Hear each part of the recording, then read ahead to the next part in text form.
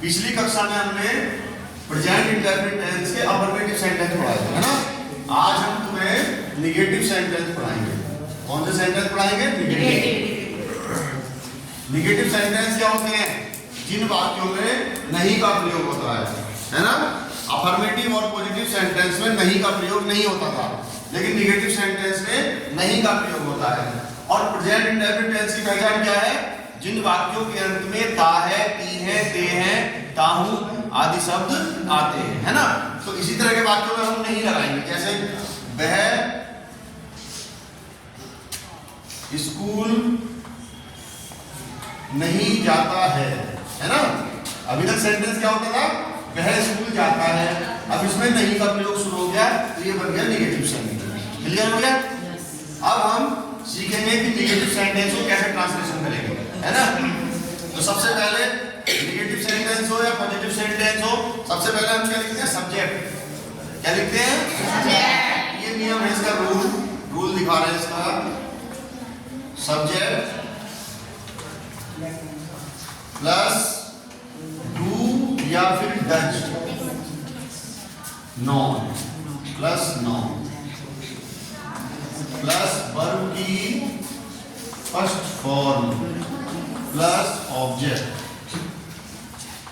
ठीक, ये रूल जैसे उसमें लिखवाया था फर्स्ट वाले अफर्मेटिव सेंटेंस में रूल लिखवाया था ना, इसी के हिसाब से हमें बनाना है। दूसरी बात, अब हमें क्या ध्यान रखना है? डू और डज किसके साथ लगाएंगे, इस बात का ध्यान रखना है। ठीक है, तो डू हम किसके साथ लगाएंगे? डू नॉट, ये ध्यान रखना है। ये हम लगाएंगे आई, वी, यू, दे और प्लूरल। प्लूरल जानते हो? प्लूरल क्या होता है? बहुवचन, है ना। ठीक है, डज नॉट किसके साथ लगाएंगे? ही, सी, इट, किसी का नेम और सिंगुलर। क्लियर? इनके साथ हम ऐसे डज नॉट लगाएंगे। ये दोनों बातों का हमें ध्यान रखना है। और जो सेंटेंस बनाना है इस रूल के अनुसार बनाना है। बस ये इसलिए बता दिया कि डू या डज में से कोई एक चीज लगाएंगे इनके हिसाब से। जैसे पहला सेंटेंस लेते हैं, ये वाला लेते हैं, वह स्कूल नहीं जाता है। वह स्कूल नहीं जाता है। ठीक है, सबसे पहले लेंगे सब्जेक्ट, है ना। सब्जेक्ट क्या होता है? वह, है ना। तो क्या हो जाएगा? ही। अब ही के साथ डज नॉट लगना चाहिए, डू नॉट, ये बताएं। ही के साथ does not, he does not. फिर क्या आएगा? वर्ब की फर्स्ट फॉर्म। तो वर्ब क्या है? जाना।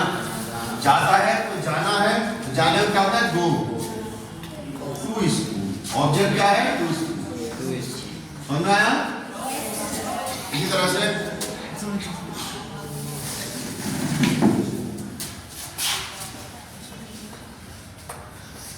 अच्छे बच्चे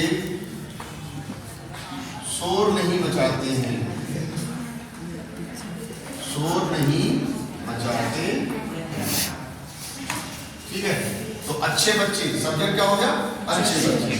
गुड, गुड चिल्ड्रन या गुड बॉयज? चिल्ड्रन लगा दो, गुड चिल्ड्रन। अब देखिए चिल्ड्रन, अच्छे बच्चे क्या है? प्लूरल है, बहुवचन है ना।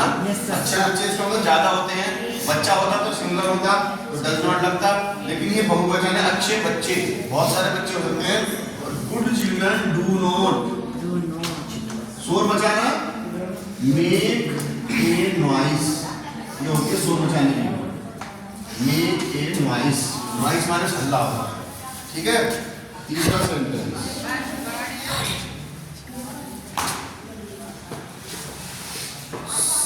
शीला गीत नहीं गाती है। शीला गीत नहीं गाती है। तो सब्जेक्ट क्या हो गया? शीला। शीला के साथ क्या लगेगा? Do not, does not, does not.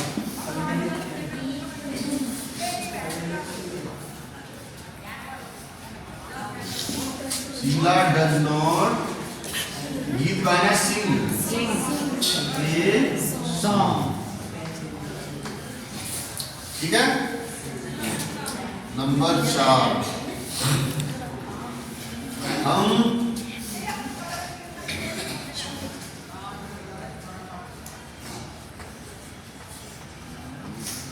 गाली नहीं देते हैं। ठीक है, तो हम के लिए क्या लगाएंगे? वी। यहाँ पर प्रोनाउन में पढ़ाया था, प्रोनाउन जो कराया था ना, वी डू नॉट। देखो वी कहाँ है? इसमें डू नॉट।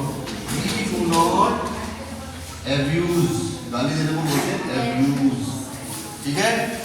इसी तरह से क्वेश्चन नंबर 5, तुम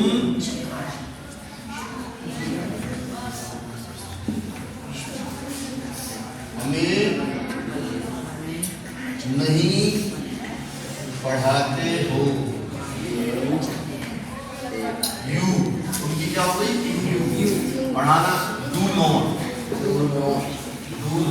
पढ़ाने की हो गई टीच, हमें अस। इस तरह से हम निगेटिव सेंटेंस को बनाते हैं, डू नॉट और डज नॉट का प्रयोग करके। आया समझ में? ठीक है। इसके बाद में हम तुम्हें इंट्रोगेटिव सेंटेंस पढ़ाएंगे, उनको कैसे बनाया जाएगा। ठीक है।